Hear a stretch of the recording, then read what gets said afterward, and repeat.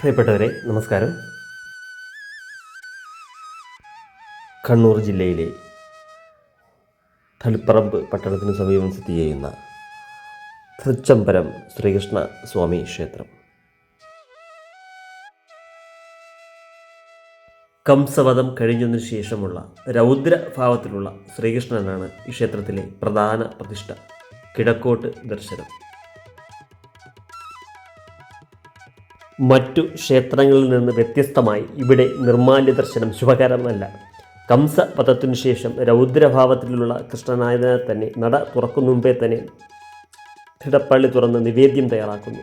കയ്യിൽ നിവേദ്യവും പിടിച്ചാണ് മേൽശാന്തി ക്ഷേത്രത്തിൻ്റെ നട തുറക്കുന്നത്. കംസവധത്തിനു ശേഷം ശ്രീകൃഷ്ണൻ തൻ്റെ അമ്മയായ ദേവകിയുടെ അടുക്കൽ ചെന്ന് ആ അഗ്നിപരീക്ഷയ്ക്ക് ശേഷം തനിക്ക് വളരെയധികം വിശക്കുന്നുവെന്ന് പറഞ്ഞുകൊണ്ട് ഭക്ഷണം ചോദിച്ചു എന്നാണ് അത്ര വിശ്വാസം.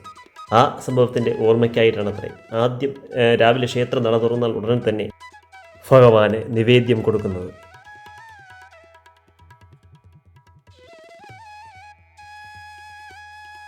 ഇതുകൂടാതെ ശ്രീ പരശുരാമൻ പ്രതിഷ്ഠിച്ച 108 ജലദുർഗാ ക്ഷേത്രങ്ങളിൽ ഒന്ന് ഇവിടെ തന്നെയാണ് സ്ഥിതി ചെയ്യുന്നത്.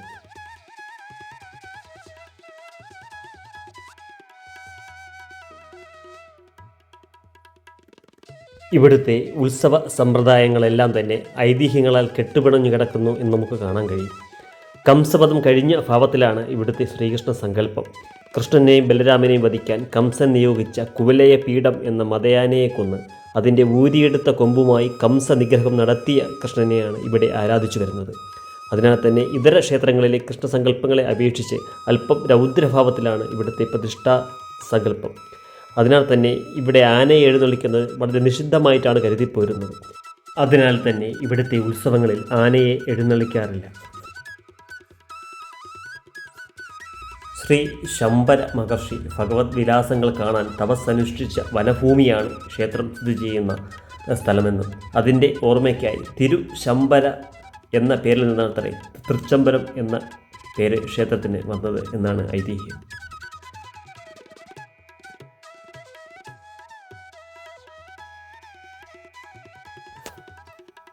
പറശ്ശിനിക്കടവ് മുത്തപ്പൻ ക്ഷേത്രത്തിൽ നിന്നും 11 കിലോമീറ്റർ ദൂരം സഞ്ചരിച്ചാൽ നമുക്ക് ഈ മനോഹരമായ ക്ഷേത്രത്തിൽ എത്തിച്ചേരാവുന്നതാണ്. രാവിലെ 5 മണി മുതൽ 12 മണി വരെയും വൈകുന്നേരം 5 മണി മുതൽ 8 മണി വരെയുമാണ് ക്ഷേത്ര ദർശന സമയം. 15-16 നൂറ്റാണ്ടുകളിൽ നിർമ്മിച്ചതെന്ന് കരുതപ്പെടുന്ന അതിമനോഹരങ്ങളായ ചുമർ ചിത്രങ്ങൾ നമുക്ക് ക്ഷേത്ര ഭിത്തികളിൽ കാണാൻ കഴിയും. പ്രിയപ്പെട്ടവരെ, പുതിയൊരു വീഡിയോയുമായി നമുക്ക് വീണ്ടും കാണാം. എല്ലാവർക്കും നന്ദി, നമസ്കാരം.